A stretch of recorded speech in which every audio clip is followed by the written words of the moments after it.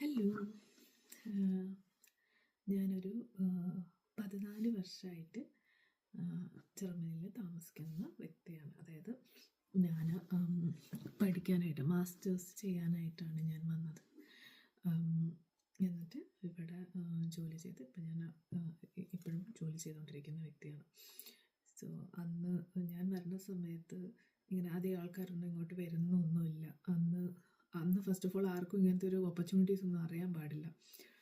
അധികമായിട്ട് ആർക്കും നല്ല അധികം പേർക്കും. സോ ഇന്നത്തെ പോലെ ഇങ്ങനെ ഒത്തിരി ആൾക്കാർ വരുന്നു, ഒത്തിരി കുട്ടികൾ വരുന്നു, അങ്ങനത്തെ രീതിയൊന്നും അന്നുണ്ടായിരുന്നില്ല. സോ ഞാനിങ്ങനെ വീഡിയോ ചെയ്യാൻ വിചാരിച്ചത് എന്താണെന്ന് വെച്ചിട്ടുണ്ടെങ്കിൽ, ഈ യൂട്യൂബ് ഞാനിങ്ങനെ നോക്കുന്ന സമയത്ത് ഞാനിങ്ങനെ ഒത്തിരി വീഡിയോസ് കാണുന്നുണ്ട്. അതായത് എന്താ പറയുക, എങ്ങനെ എല്ലാവരും പറയുന്ന പാർട്ട് ടൈം ജോബ് എങ്ങനെ കണ്ടുപിടിക്കാം. മെയിൻ കാര്യം എന്താണെന്ന് വെച്ചിട്ടുണ്ടെങ്കിൽ, നമ്മുടെ നാട്ടിലെ ഏജൻസീസ് പറയുന്നത് തന്നെ അവർ ഏത് സബ്ജക്റ്റ് പഠിക്കാൻ പോകുന്നു, എന്താണ് അതിനകത്ത് എന്ത് പഠിക്കുന്നു, ഇതൊന്നല്ല അവർ ബോധേഡ്. ഫസ്റ്റ് തന്നെ അവർ പറയുക, ഞാനിപ്പോൾ എൻ്റെ അമ്മ ജോലി ചെയ്യുന്നിടത്ത് അവിടുത്തെ അമ്മയുടെ കൊളീഗ്സൊക്കെ ഇങ്ങനെ പറയും, അവരുടെ കുട്ടികൾ ഇങ്ങനെ പോവുകയാണ്, അവിടെ ചെന്ന് കഴിഞ്ഞാൽ പാർട്ട് ടൈം ജോലി ചെയ്യാം. അപ്പോൾ അമ്മ ചോദിക്കും, എന്ത് കോഴ്സിനാണ് പോകണേ? അപ്പോൾ അതത്ര അറിയാൻ പാടില്ല, പക്ഷെ അവിടെ ചെന്ന് കഴിഞ്ഞാൽ പാർട്ട് ടൈം ജോലി ചെയ്യാം. അപ്പോൾ ഇതാണ് ഇപ്പോഴത്തെ ഒരു ട്രെൻഡ്. അതായത് പാർട്ട് ടൈം ജോലി ചെയ്യാൻ പറ്റുമോ ഇല്ലയോ, പൈസ ഉണ്ടാക്കാൻ പറ്റുമോ എന്നുള്ളത്. ഞാനിത് പറയാൻ കാരണം എന്താണെന്ന് വെച്ചാൽ, ഞാൻ വരുന്ന സമയത്ത് ഇതായിരുന്നില്ല ട്രെൻഡ്. അതായത് നമ്മൾ വരുന്നത് പഠിക്കാൻ വേണ്ടിയാണ്. നമ്മൾ ഇന്ന വിഷയം പഠിക്കണം, അല്ലെങ്കിൽ ഇന്ന കാര്യത്തിൽ എനിക്ക് ഇന്ന വിഷയം മാസ്റ്റേഴ്സ്, ഞാൻ എൻ്റെ ബാച്ചിലേഴ്സ് ചെയ്തത് ഇന്ന വിഷയത്തിൽ, അതിനകത്ത് എനിക്ക് ഇന്ന കാര്യങ്ങളിൽ എനിക്കൊരു മാസ്റ്റേഴ്സ് ഡിഗ്രി അല്ലെങ്കിൽ ഒരു PhD വേണം എന്ന് ചിന്തിച്ചാണ് നമ്മൾ വരുന്നത്. സോ ഞാൻ വന്ന സമയത്ത്, ടു ബി വെരി ഫ്രാങ്ക്, എനിക്ക് ഈ പാർട്ട് ടൈം ജോലി എന്താണെന്ന് പോലും അറിയേണ്ടായിരുന്നില്ല. എനിക്ക് അങ്ങനൊരു പോസിബിലിറ്റി ഉണ്ടെന്ന് പോലും എനിക്കറിയേണ്ടായിരുന്നില്ല. കാരണം എന്താണെന്ന് വെച്ചാൽ, അന്നൊക്കെ ഇപ്പം ഞങ്ങൾ താമസിക്കുന്നത് വളരെ ഒരു കുഗ്രാമം പിടിച്ച നാടാണ്. അവിടെ ഒന്നും ഇൻ്റർനെറ്റ് അങ്ങനെയില്ല. അതായത് നമുക്ക് PSNLൻ്റെ ബ്രോഡ്ബാൻഡ് എന്ന് പറയും, പക്ഷേ ഇന്നത്തെ ബ്രോഡ്ബാൻഡും അന്നത്തെ ബ്രോഡ്ബാൻഡ് നമുക്ക് കമ്പയർ ചെയ്യാനേ പറ്റില്ല. നമ്മളിങ്ങനെ അതായത് കീബോർഡിൽ നമ്മൾ പ്രസ് ചെയ്ത് കഴിഞ്ഞാൽ ഇങ്ങനെ വട്ടം കറങ്ങിക്കൊണ്ടേയിരിക്കും. ഒരു 5-10 മിനിറ്റ് കഴിഞ്ഞാൽ നമുക്ക് എന്തെങ്കിലും വരും. അത് മിക്കപ്പോഴും കേടായിരിക്കും. സോ അതുകൊണ്ട് കൂടുതൽ ഇൻഫർമേഷൻസ് ഒന്നും നമുക്കില്ല. അപ്പം നമ്മൾ അപ്ലൈ ചെയ്യുക, കോളേജുകൾക്ക് അപ്ലൈ ചെയ്യുക. അന്ന് എങ്ങനെയാണെന്ന് വെച്ചിട്ടുണ്ടെങ്കിൽ, ഇവിടെ ഒന്നും നമ്മൾ ഓൺലൈനായിട്ടല്ല അപ്ലൈ ചെയ്യുന്നത്. അതായത് നമുക്കറിയാം ഇന്ന ഡോക്യുമെൻറ്റ്സ് അയച്ചു കൊടുക്കണം, ഇന്ന ദിവസമാണ് അതായത് ഡെഡ് ലൈൻ. അതിന് മുന്നേ ഇവരിവിടെ പോസ്റ്റലായിട്ടാണ് ആപ്ലിക്കേഷൻ അയച്ചുകൊണ്ടിരുന്നത്. അതായത് എല്ലാ ഇൻഫർമേഷൻ ട്രാൻസാക്ഷനും കമ്മ്യൂണിക്കേഷനും നടന്നുകൊണ്ടിരിക്കുന്നത് പോസ്റ്റൽ വഴിയാണ്. സോ അതുകൊണ്ട് എനിക്ക്, to be very frank, German എന്ന് പറയുന്ന ലാംഗ്വേജ് എന്താണെന്ന് പോലും എനിക്ക് വ്യക്തമായിട്ട് ധാരണ ഉണ്ടായിരുന്നില്ല. എനിക്ക് ഒന്നിനെ പറ്റി മണ്ടിയായിട്ടുള്ള രീതിയിലാണ്, ടു ബി വെരി ഫ്രാങ്ക്. അങ്ങനെ ആവരുത് കുട്ടികൾ. പക്ഷെ ഞാൻ അങ്ങനെയാണ് വന്നത്. അപ്പോൾ എനിക്ക് ഈ പാർട്ട് ടൈം ജോലിയെ പറ്റി എനിക്ക് അറിയണ്ടായിരുന്നില്ല. അത് കഴിഞ്ഞ് ഇവിടെ വന്നു. എനിക്ക് സ്കോളർഷിപ്പ് ഉണ്ടായിരുന്നു. ഇവിടെ വന്നു കഴിഞ്ഞപ്പോൾ ഇവിടെ കുറച്ച് പേരൊക്കെ, അന്ന് ഒരു 3-4 ഇന്ത്യക്കാരുണ്ടായിരുന്നു അന്ന്. അപ്പോൾ അവരൊക്കെ ഇങ്ങനെ പാർട്ട് ടൈം ജോലി കണ്ടുപിടിക്കണം, ജോലിക്ക് പോകണമെന്ന്. അപ്പോൾ എനിക്ക് അറിഞ്ഞുകൂടാ എന്താണ്. അപ്പോൾ അവർ പറഞ്ഞു റെസ്റ്റോറൻറ്റിലൊക്കെ ജോലിക്ക് പോകാം എന്നുള്ളതൊക്കെ പറഞ്ഞു. അപ്പോൾ എനിക്കാണെന്ന് വെച്ചിട്ടുണ്ടെങ്കിൽ, നമ്മൾ ഒരിക്കലും എല്ലാ ദിവസവും ജോലിക്ക് പോയി എല്ലാ ദിവസവും അങ്ങനെ ടയേർഡായി അങ്ങനത്തെ രീതിയല്ല. നമ്മളാകെ മോസ്റ്റ്ലി അതായത് രാത്രി എന്തെങ്കിലും ഒരു 1-2 മണിക്കൂർ, രാത്രി മീൻസ് ഒരു 10-നും ഒരു 7 തൊട്ട് 10 വരെ, അല്ലെങ്കിൽ 7 തൊട്ട് 9 വരെ, അങ്ങനത്തെ ഒരു ടൈം. അല്ലെങ്കിൽ സൺഡേയോ സാറ്റർഡേയോ, മോസ്റ്റ്ലി സാറ്റർഡേ, അങ്ങനെ മാത്രമേ നമ്മൾ പോകേണ്ടായിരുന്നുള്ളൂ. അല്ലാണ്ട് ഈ പാർട്ട് ടൈം ജോലിക്ക് വേണ്ടി ഇങ്ങനെ തിരഞ്ഞു പിടിച്ച് നടക്കുന്ന രീതി ഉണ്ടായിരുന്നില്ല. നമ്മുടെ ഏറ്റവും ഇമ്പോർട്ടൻ്റ് ആയിട്ടുള്ള കാര്യം എന്താണെന്ന് വെച്ചിട്ടുണ്ടെങ്കിൽ, നമ്മൾ പഠിച്ച് ജോലി കിട്ടുക എന്നുള്ളതാണ് നമ്മുടെ ടാർഗറ്റ് ആയിരുന്നു. ഞാൻ പബ്ലിക് യൂണിവേഴ്സിറ്റിയിലാണ് പഠിച്ചത്. സോ അന്ന്, ടു ബി വെരി ഫ്രാങ്ക്, അന്ന് ഇതുപോലെ ഈ പ്രൈവറ്റ് യൂണിവേഴ്സിറ്റീസ് ഇങ്ങനെ ഉണ്ടായിരുന്നില്ല. കാരണം അന്ന് സത്യം പറഞ്ഞാൽ ഇവിടെ ഉള്ളവർക്ക് ഇത് അറിയണ്ടായിരുന്നില്ല. ഇതൊരു മാർക്കറ്റിംഗ് ആണ്. അതായത് അവരിങ്ങനെ മുട്ടിന് പ്രൈവറ്റ് യൂണിവേഴ്സിറ്റി സ്ഥാപിച്ച് കഴിഞ്ഞിട്ടുണ്ടെങ്കിൽ അതിനകത്തോട്ട് വരാൻ ആളുകൾ ഉണ്ടാകും എന്നുള്ളത് അവർക്ക് ചിലപ്പോൾ ബോധ്യം ഉണ്ടായിരുന്നുണ്ടാവില്ല, അല്ലെങ്കിൽ ആ മാർക്കറ്റിംഗ് സിനാരിയോ അവർക്ക് അറിയണ്ടായിരുന്നില്ല. സോ അതുകൊണ്ട് ഇതുപോലെ പ്രൈവറ്റ് യൂണിവേഴ്സിറ്റീസ് ഉണ്ടായിരുന്നില്ല എന്ന്. അപ്പോൾ ഓൾമോസ്റ്റ് ഇവിടെ വരുന്ന കുട്ടികളെന്ന് വെച്ചാൽ ഇപ്പോൾ പബ്ലിക് യൂണിവേഴ്സിറ്റിയിൽ അഡ്മിഷൻ കിട്ടുകയെന്ന് വെച്ചാൽ അത്യാവശ്യം നല്ല പാടുമായിരുന്നു. അതായത് കംപ്ലീറ്റ് മെറിറ്റ് ബേസ്ഡ് ആയിരുന്നു. കാരണം ഇവിടെ അധികം ഇംഗ്ലീഷ് കോഴ്സസ് ഉണ്ടായിരുന്നില്ല. ഇപ്പോഴൊക്കെ കുറച്ചും കൂടെ ഒത്തിരി വ്യത്യാസം വന്നു. പക്ഷെ അന്ന് അധികം ഇംഗ്ലീഷ് കോഴ്സസ് ഉണ്ടായിരുന്നില്ല. സോ വളരെ പാടായിരുന്നു പബ്ലിക് യൂണിവേഴ്സിറ്റിയിൽ ഒരു ഇംഗ്ലീഷ് കോഴ്സിന് അഡ്മിഷൻ കിട്ടുക എന്നുള്ളത്. സോ അങ്ങനെ നമ്മൾ വരുമ്പോൾ നമ്മുടെ ആകെ ടാർഗറ്റ് പഠിക്കുക, ജോലി വാങ്ങിക്കുക, ഇതായിരുന്നു. സോ അങ്ങനെ ഞാനിപ്പോൾ ഇത്രയും കഥ പറയാൻ കാരണം എന്താണെന്ന് വെച്ചിട്ടുണ്ടെങ്കിൽ ആ ഒരു മൈൻഡ് സെറ്റ് ഡിഫറെൻ്റ് ആണ്. അതായത് അന്ന് വന്ന് ഞങ്ങൾ പോലുള്ള ഒരാൾക്കാരുടെ മൈൻഡ് സെറ്റ് അല്ല ഇന്ന് വരുന്ന കുട്ടികളെന്ന്. കാരണം എൻ്റെ അടുത്ത് കുറേ കുട്ടികൾ കുറേ മീൻസ് ഞങ്ങളുടെ നാടിൻ്റെ അവിടെയുള്ള നാട്ടിൽ വരുന്ന അവർക്കൊന്നും ഞാൻ ഇത്ര വർഷമായി ഇവിടെ ഉള്ളത്, പക്ഷെ ഇപ്പോൾ അവർക്ക് അറിയണം ഞാനിവിടെയാണ് എന്നുള്ളത്. അപ്പോൾ അവരെൻ്റെ അടുത്ത് വന്നിട്ട് പറയും എന്താ പറയുക, ഇങ്ങനെ ഞങ്ങൾ ജർമ്മൻ പഠിക്കുന്നുണ്ട്, ജർമ്മനിക്ക് പോകാനായിട്ട് ജർമ്മൻ പഠിക്കുന്നുണ്ട്. ഞാൻ പറയാം ഓക്കെ. മോസ്റ്റ്ലി എല്ലാവരും വന്നത് നഴ്സിങ്ങിനാണ്. എനിക്ക് ടു ബി വെരി ഫ്രാങ്ക് ഞാൻ എഞ്ചിനീയറിംഗ് സെക്ഷനാണ്. എനിക്ക് നഴ്സിങ്ങിനെ പറ്റി യാതൊരു ബോധവുമില്ല. എനിക്ക് ആ ഏരിയയെ പറ്റി എനിക്കൊന്നും അറിയാൻ പാടില്ല. സോ അങ്ങനെ ഒത്തിരി കുട്ടികൾ വരികയോ ഒക്കെ ചെയ്യുന്നുണ്ട്. സോ ഞാൻ പറയാൻ ആഗ്രഹിച്ചത് എന്താണെന്ന് വെച്ചാൽ പാർട്ട് ടൈം ജോലി കണ്ടുപിടിക്കണത് എങ്ങനെയാണ്, അല്ലെങ്കിൽ എങ്ങനെ ഇതാക്കാമെന്നൊക്കെ ഒത്തിരി വീഡിയോസ് ഉണ്ട്. ഇവിടെ എനിക്ക് തോന്നുന്നു ഇപ്പം യൂട്യൂബിൽ ജർമ്മനിയിൽ വന്നാൽ എന്ത് ചെയ്യണം, എങ്ങനെ ഈവൻ ഞാൻ ടോയ്ലറ്റ് ടിഷ്യൂ ഉപയോഗിക്കണം എങ്ങനെയാണെന്ന് വരെ അതൊരു തെറ്റായ കാര്യമല്ല. കാരണം ഞാൻ വരുമ്പോൾ എനിക്കറിയണ്ടായിരുന്നില്ല അത് എങ്ങനെ ഉപയോഗിക്കേണ്ടതെന്നുള്ളത്. പക്ഷേ അതിന് വരെ ഇൻഫർമേഷൻസ് ഉണ്ട്.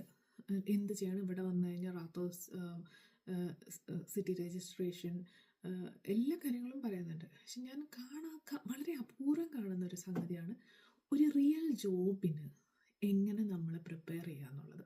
അപ്പം ഞാൻ വിചാരിച്ചു ഓക്കെ എൻ്റെ അനുഭവം ഒന്ന് പറയാം എന്ന് ഞാൻ വിചാരിച്ചു. എല്ലാ അനുഭവമല്ല, ഞാൻ വിചാരിച്ചു ഇങ്ങനെ ഒരു പാർട്ട് വീഡിയോ ചെയ്യാം, ഇങ്ങനെ ചില ടിപ്സ് തരാം, അങ്ങനത്തെ രീതിയാണ് ഞാൻ വിചാരിച്ചു കേട്ടോ. അപ്പം ഞാൻ വിചാരിച്ചു ഫസ്റ്റ് ടിപ്പായിട്ട് നമുക്കൊരു ജോലിയുടെ ഇതെന്ന് പറയുമ്പോൾ നമുക്ക് അറിയണ്ടാവും എന്ത് ജോലിയാണ് എനിക്ക് ചെയ്യേണ്ടതെന്നുള്ളത്, എന്താണ് എൻ്റെ താല്പര്യം, ഞാൻ പഠിച്ച സെക്ഷനിൽ എന്താണെന്നുള്ളത് നമുക്ക് ഒരു തോട്ട് ഉണ്ടാവും. അപ്പോൾ ഫസ്റ്റ് നമ്മുടെ സ്റ്റെപ്പ് എന്ന് പറയുന്നത് റെസ്യൂമെ ഉണ്ടാക്കുക എന്നുള്ളതാണ്. Resume and covering letter. നമ്മുടെ നാട്ടിലെ പോലെ ഒരു റെസ്യൂമെ ഒരു കവറിങ് ലെറ്റർ ഉണ്ടാക്കി അത് എല്ലാത്തിനും അയച്ചു കൊടുക്കുന്ന പരിപാടി ഇവിടെ ഇല്ല.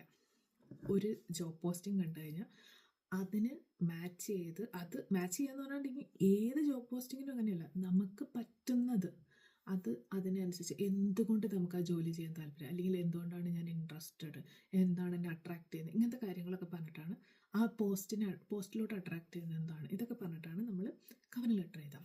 അതുപോലെ തന്നെ റെസ്യൂമേയിൽ ഞാൻ കണ്ടുവരുന്നൊരു ട്രെൻഡ് എന്താണെന്ന് വെച്ചിട്ടുണ്ടെങ്കിൽ, ട്രെൻഡല്ല എനിക്ക് തോന്നുന്നത് പണ്ട് തൊട്ടേ നമ്മുടെ നാട്ടിലുള്ളവർ ചെയ്യുന്നതാണ്. ഒരു വാക്ക് നമ്മൾ അപ്പുറം എവിടെയെങ്കിലും കേട്ടിട്ടുണ്ടെങ്കിൽ അത് നമ്മൾ റെസ്യൂമേയിൽ എഴുതി വയ്ക്കും, അതിനെപ്പറ്റി അറിയാമെന്നുള്ളത്. അത് നമ്മുടെ തെറ്റല്ല. കാരണം എന്താ വെച്ചാൽ നമ്മുടെ നാട്ടിലത്തെ ഒരു മെയിൻ പ്രശ്നം എന്താണെന്ന് വെച്ചാൽ അവിടെ ഭയങ്കര കോമ്പറ്റീഷനാണ്.